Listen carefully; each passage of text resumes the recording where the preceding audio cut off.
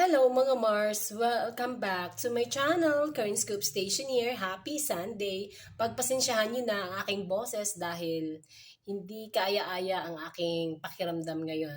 Pero gusto ko lang mag-update sa nangyari kagabi sa ABS-CBN Ball 2023 na may tagline na Forever Grateful.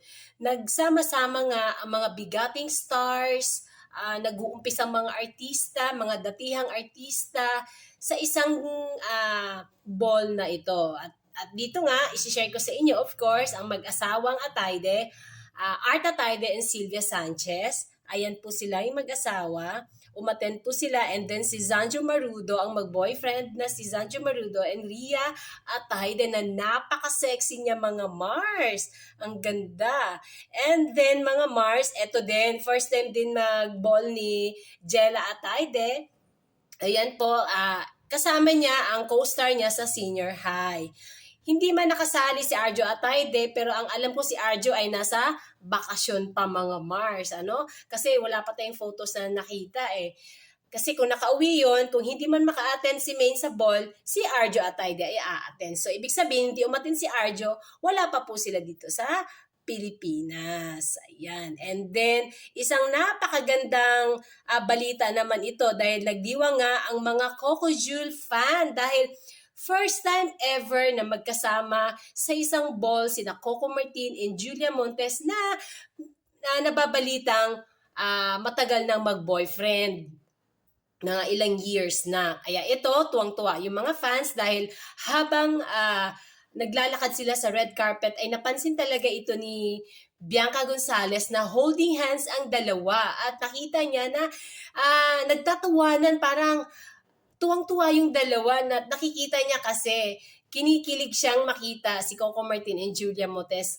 And of course, mga Mars, aminin ko sa inyo, isa din sa gusto kong couple dito sa showbiz, si Julia Montes and Coco Martin. Kaya naman, happy din ako na magkasama sila. May mga pinakitang video na sabay silang pumasok sa sa Shangri-La Hotel sa Makati kasi doon po ginanap ang ABS-CBN Ball mga Mars. Ang unang rumampa sa red carpet ay ang mag-asawang Judy Ann Santos and Ryan Agoncillo. Then sunod-sunod na po yun. And ang pinaka-last ay ang kabogable star na si Vice Ganda at ang kanyang asawa na si Ayon Perez. Kaya talagang successful nga. Bali benefit show to dahil ang malilikom nga na pera dito sa ABS-CBN Ball 2023 ay gagamitin nila sa kanilang foundation at itutulong din yon. Kaya aside na happy-happy ang mga bigating stars ng ABS-CBN, at the same time, nakakatulong po sila.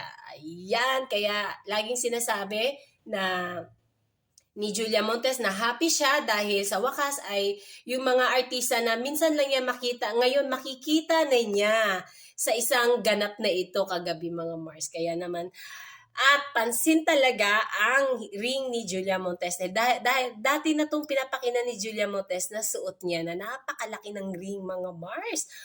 Grabe. At ngayon naman mga Mars, ang pamilya Atayde, Sylvia Sanchez, Art Atayde at si Zabi ay pumunta po ng Butuan kung saan nanirahan ang nanay ni Ma'am Sylvia Sanchez ni si Lola Rosie sa Butuan na sipit. Ayan po, pagkatapos niya ng ganap kahapon, fly sila dahil na-miss nga niya ang kanyang mama. Ang bait talaga ni Ma'am Sylvia Sanchez. Napakaswerte talaga ni Maine Mendoza sa kanyang binan dahil mapagmahal sa nanay. Ganon din si Maine, mapagmahal sa nanay, mapagmahal sa pamilya. Kaya talagang swerte talaga sila sa isa't isa. Arjo Atayde and Maine Mendoza na sila ang nagkatuluyan talaga mga Mars. Although maraming laging sinasabi na yung pinupost kong photo ay hindi daw yung si Maine, bahala na kayo.